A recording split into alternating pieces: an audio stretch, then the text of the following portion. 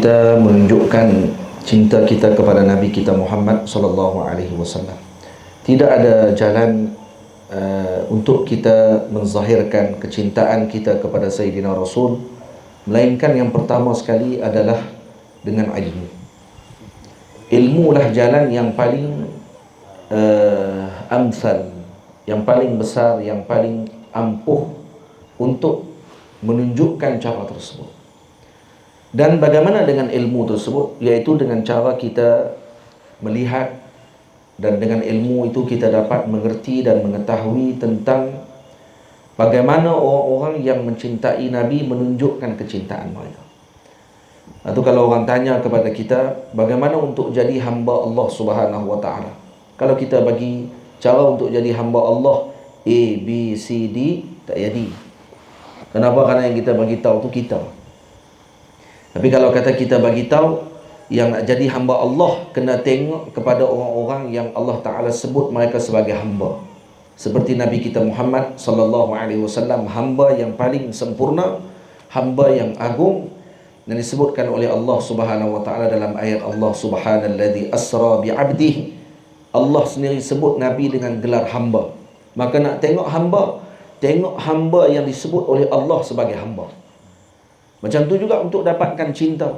Bagaimana nak dapatkan cinta? Tengok bagaimana orang-orang yang mencintai Nabi melaksanakan kecintaan mereka, menunjukkan dan mengekspresasikan cinta mereka kepada Nabi kita Muhammad sallallahu alaihi wasallam.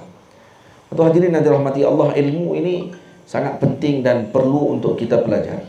Dalam syama'il Nabi sallallahu alaihi wasallam, para ulama menulis tentang Rasulullah sallallahu alaihi wasallam, bagaimana bentuk badan Nabi, bagaimana rupa paras Nabi, bagaimana bentuk rambut Nabi, bagaimana celak Nabi, bagaimana pakaian yang Nabi pakai, makanan apa yang Nabi suka makan, buah-buahan apa yang Nabi suka makan, dan semuanya diceritakan.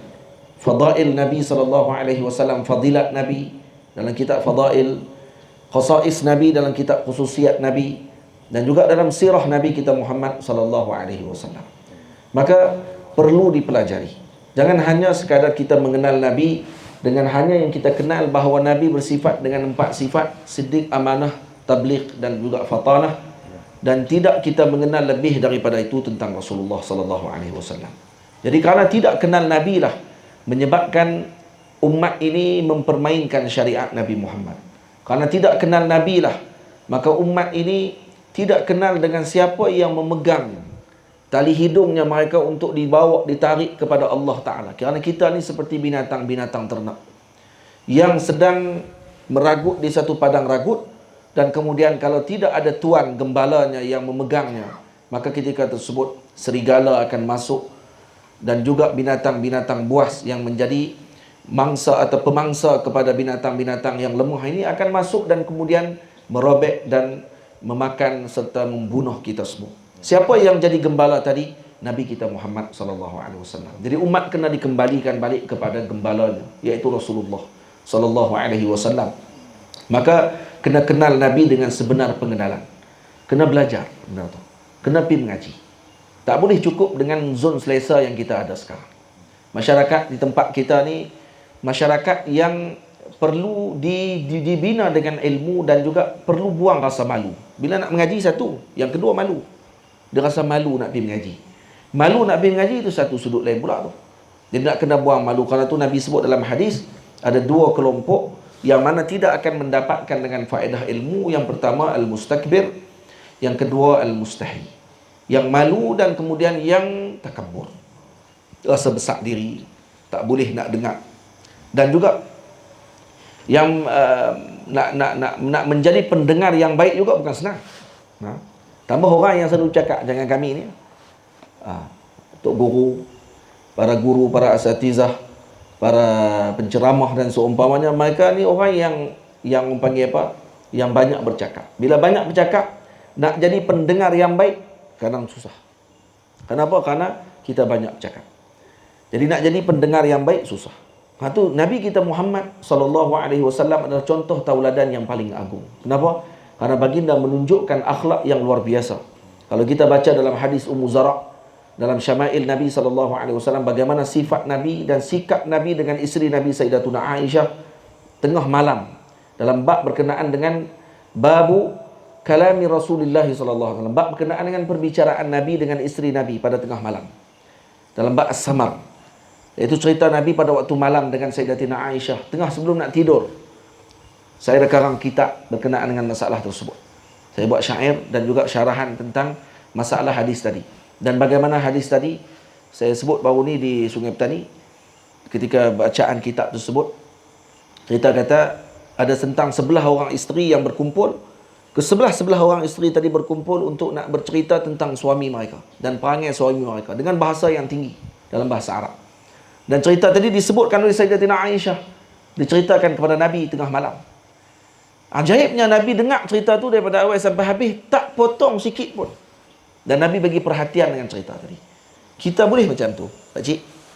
Pakcik, Pak Long, bolehkah kita dengan bini kita balik letih, bini nak cerita pula pasal sebelah bini, dia seorang pun tak larat dengar dah. Nak cerita sebelah, Allah kata dia cerita esok lah kot, malam-malam ni tak larat nak dengar dah. Tapi lepas tu dia main handset sampai pukul 2 pagi. Dia boleh pula, dia boleh buka TV, dia tengok pula ni perkembangan semasa ni jadi apa pula dah. Dia boleh tengok pula live yang keluar ni, ada tak ada nak tengok tadi ni. Ada main ceramah ni lah. Dia tahu cari live apa pula ni, pemimpin hak kita nak sokong ni, keluar pula tengok. Hak tu dia boleh tengok, tapi bila bini dia nak cerita apa saja ya, tak dengar dah. Nah. Satgi dia sambung lagi tak tahan tu, bini dah cerita. Bini pula jenis sembang benda hak 2-3 hari lepas dia sembang dah, dia sembang balik. Jadi bila dia sembang-sembang balik tu, laki tu pun tambah. Dia kata bukan cerita dah ke 3 hari lepas. Ni kerja duk mengulang cerita aja, tak ada cerita baru, dia kata. Ada Nabi buat macam tu? Nabi tak pernah buat macam tu. Dan Nabi dengar daripada awal sampai habis. Ni adalah salah satu benda besar yang ditunjukkan oleh Nabi. Dan bila saya sebut tentang kisah tu, saya kata apa? Hadis ni kalau dikeluarkan balik kajian dalam bentuk psikologi tentang 11 orang isteri ni dan bagaimana sikap suami, dan ada yang menceraikan, ada yang tidak diceraikan dan sebagainya. Saya kata masalah sebenarnya dalam rumah tangga dan juga dalam umat ini tak lari daripada 11 orang bini yang diceritakan tadi. Saya nak cerita saja tentang 11 orang perempuan jahiliah. Kumpul 11 orang mereka pakat janji. Kita kena janji nak cerita pasal lelaki kita. Jangan tak cerita, kena cerita semua. Betul, belah tu janji. Sayyidina Aisyah pun cerita. Isteri pertama sebut apa? Laki saya macam unta kurus, duduk atas gunung tinggi, nak naik susah, nak buat turun tak ada faedah, kata dia. Dia guna bahasa kiyah. Ada yang sebut suami saya masu arnab, warrihu zarnab. Sentuhan macam arnab, bau wangi macam dengan zarnab. Zarnab ni jenis pokok yang wangi. Ada yang sebut kata suami saya ni macam ni sekian-sekian. Ada yang puji, ada kata suami saya in antiq utallaq wa in askut u'allaq. Kalau saya cakap, saya kena talak. Kalau saya tak cakap, saya kena gantung tak bertali. Jam tu. Dia kata, zauji la abuthu khabarah. Suami saya tak boleh cerita, dia kata. Tadi dah janji dah, tak boleh nak cerita. Ni tak mau cerita pula. Dia kata kalau saya cerita, dia kata, azkur ujarah wa bujarah. Saya akan cerita semua pasal pekung dada dan semua terbuka. Dia cerita dah tu. Dia kata, saya tak mau cerita pasal suami saya. Tadi dah janji nak cerita. Dia kata, kalau saya cerita, terbuka habis semua perangai dia. Semua penyakit dia semua akan dibuka. Dia cerita ke tak cerita tu, Pak Long? Cerita lah tu. Dia cerita dah. Dan cerita tadi sangat menarik. Dan saya bila cerita tu, ada seorang doktor, pakar psikologi, doktor di USM. Datuk apa saya tak ingat nama, Datuk Azmi ke apa. Duduk saya makan dengan saya pada tengah hari tu. Dia kata, yang saya sebut tu, dia kata, ini benda yang sangat bagus, dia kata, untuk psikologi dia. Sebab ahli psikologi banyak guna yang bahagian barat. Dia kata, tak sebut macam yang dalam bahagian Islam. Rupanya dalam hadis Nabi dah ada pembahagian tentang masalah tersebut dan perbahasan. Dan malah ada ulama tulis masalah hadis Ummu Zara, cerita 11 orang bini ini dalam bentuk tasawuf, dalam bentuk kesufian. Setiap orang isteri tadi menceritakan tentang bentuk nafsu suaminya. Ada nafsu ammarah bisu, ada nafsu lawamah, ada nafsu mutmainnah, ada nafsu mulhamah, ada nafsu radiyah, ada nafsu mardiyah, ada nafsu kamilah. Ada 7 peringkat nafsu. Dan kalau kata seorang suami tadi boleh lepas daripada 7 peringkat tadi dan juga tahu mana satu nafsu dan peringkat dia, selesai masalah. Bukan rumah tangga saja. Masalah dalam kemasyarakatan pun akan selesai dengan masalah tadi. Kita ni masalah kita paling besar adalah ego. Dan kita tak boleh nak ikut dengan apa yang dibuat oleh Nabi SAW. Jadi kalau Tuhan hadirin yang dirahmati Allah, Cakap panjang memang senang. Yang paling susah adalah apa dia? Nak beramai dengan apa kita cakap. Tak tu yang paling susah ni. Okay? Kalau orang tanya minta nasihat sikit. Ada pelajar-pelajar orang-orang muda bakat mai ke pondok saya. Kadang mai sembang-sembang dia tanya, "Boleh tak tolong bagi nasihat kat saya?" Saya kata nasihat senang. Yang susah nak beramai. Hak tu. Nasihat senang. Hak tukang bagi nasihat pun senang. Senang ya bagi nasihat. Tapi nak beramai dengan nasihat yang dia sampaikan sendiri. Dan juga yang nak dengar nasihat tu sendiri. Adakah boleh kita nak amalkan ataupun tidak? Kalau tak boleh banyak pun ibu ayah semua pada malam ni, kurang-kurang kita balik dengan semangat untuk kita nak mengaji sungguh-sungguh. Kena keluar daripada zon selesa kita. Kena pergi mengaji. Kat mana pun tempat mengaji. Dengar tok guru mengajak saja pergi mengaji. Jangan seronok dengan tok guru waktu tok guru tak ada. Tok guru dah tak ada dah pakat mengaku ni tok guru saya ni. Tak ada dah tok guru tu. Padahal mengaji malah haram, tak pernah main mengaji pun. Tok guru tak ada, baru pakat duk share gambar. Pernah ambil gambar dengan tok guru duduk sebelah. Mengaji tak pernah dengan guru tadi. Tak pernah pun pergi ambil manfaat dengan guru tersebut, dengan keilmuan dan juga dengan akhlak dan seumpamanya. Rugi. Lepas tu pakai duk lawan cerita saja ni keramat guru ni apa dia, hak ni kelebihan guru ni apa dia, apa semua kali. Yang kita keramat kita apa dia? Kelebihan guru ni apa dia? Kelebihan kita menceritakan kelebihan orang lain. Tu je lah. Alhamdulillah tu kan ada kelebihan juga kan. Tu kelebihan kita. Orang tanya apa kelebihan kamu? Dah guru kamu tadi lebih, masya-Allah. Kelebihan saya menceritakan kelebihan orang. Alhamdulillah tu. Kurang-kurang ada juga kelebihan tu. Jadi kurang-kurang kita kena ambil juga semangat tadi. Kena pergi mengaji, buaya semua. Ni mai hari Jumaat, hari nak mengaji ada kelas saja. Hari tu nak motong. Kelas lepas maghrib pun dia pergi motong. Kita pun heran. Faham? Tapi kalau kata waktu tok guru, dia kata tok guru baca tak faham. Kitab tinggi sangat. Saya pi tak faham, dia kata. Habis tu duduk rumah faham. Dia pi tak faham, duduk rumah faham terus. Macam tu. Kemah tu. Lepas tu pakat tak pi senang. Semua pakat faham. Ada seorang guru kata apa? Bila anak murid main mengadu kata dia tak faham. Anak murid dia mengadu kata saya tak faham, tok guru mengajar. Tok guru kata apa? Ana qari', anta sami', wallahul hadi. Saya tukang baca, kamu tukang dengar. Allah yang bagi faham. Yang tu pegang. Mai mengaji ni ambil ibadah. Ta'abbud kepada Allah Ta'ala. Mai tidur saja. Tak apa, yang penting mai mengaji. Mai tu dia, awal duduk tu. Keroh dah. Bunyi pula tu. Ada maklum-maklum duk mai mengaji di pondok saya hari Jumaat pagi. Duk mai mengaji. Mai keroh dulu. Saya tak marah. Sebab apa saya tak marah? Sebab daripada mula pondok saya buka, mereka ni duk ada dah. Dia duk ada dah. Mai. Mula kelas saya buat kelas 50 orang. 50 orang mai tu, makcik ni ada dah. Mai mula-mula. Mula-mula buat dalam Dewan Dalail. Kecil tu rumah saya dulu. Lepas tu keluar lah ni dah amai alhamdulillah. Sampai tiap minggu buat kenduri. Tiap minggu. Alhamdulillah. Jadi kena pergi mengaji. Bukan dengan saya. Saya maksudkan ni. Bukan saya duk kempen untuk pergi mengaji di pondok saya. Ada. Ni pondok. Ada. Ni di tempat-tempat lain. Hati nak pergi mengaji. Ada orang hari Jumaat ni. Kalau di Pedu ni. Di Kolam Nerang ni saja. Di Padang Terap ni. Main daripada Penang. Atok. Pergi mengaji di pondok Pak Long Zainal Asri, Syekh Zainal Asri. Sekali lepas tu habis pondok sana pagi. Pergi pula di pondok Syekh Faiz. Di pondok Pak Tihmat. Habis pondok sana main pula di Zawiyah. Keliling main. Orang Pedu tak faham. Saya tak faham. Dia kata habis mengaji apa, dia kata mengajak kita tinggi sangat. Tinggi apa cakap Melayu. Saya bukan cakap Jepun ke, cakap Arab ke apa. Cakap Melayu. Faham tak faham Allah Ta'ala bagi. Masalah dia apa dia? Masalah dia kita. Hari Jumaat tu jugalah pergi motong.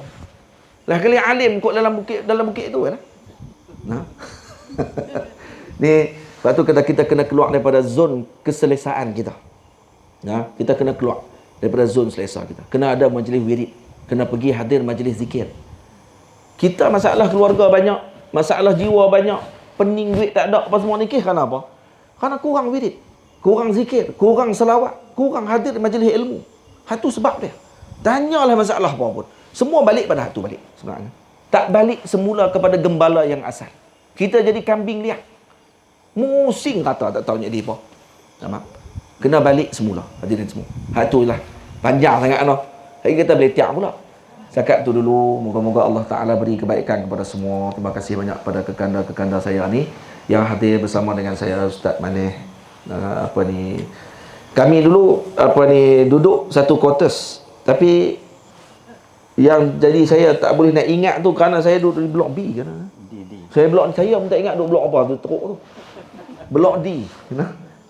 Ustaz K no. K belakang ke dia no. Dia turun bawah sikit kan. Betul kan? Lama dah tak pergi. Lepas tu saya pindah mai ke Pedu. Daripada umur 7 tahun, 6 tahun. Saya pindah, mak saya dengan ayah saya bawa mai ke sini. Duduk 6 tahun, 7 tahun di sini. Kemudian keluar, banyak keluar. Saya bukan duduk di Pedu sangat masa tu, kerana duduk di asrama pun dah masuk daripada darjah 5 lagi. Kemudian keluar pergi ke Kuala Lumpur, lepas tu pergi ke Mesir pula, duduk sampai 16 tahun di sana. Balik sekali-sekala macam tu lah. Alhamdulillah ni boleh balik dah, duduk terus dah ni, dah pondok dah semua kan. Duk tunggu orang Pedu pi lah, hak tu ya. Tu cara tu nah.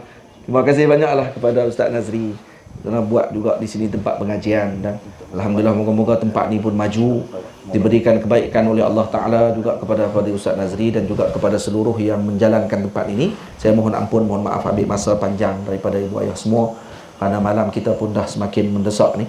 Dan moga-moga Allah Ta'ala beri kebaikan kepada semua, juga kepada Ustaz Najib dan juga kepada pimpinan majlis. Moga Allah Ta'ala memberikan kebaikan kepada semua. Aqul qawli hadha astaghfirullahal azim li wa lakum.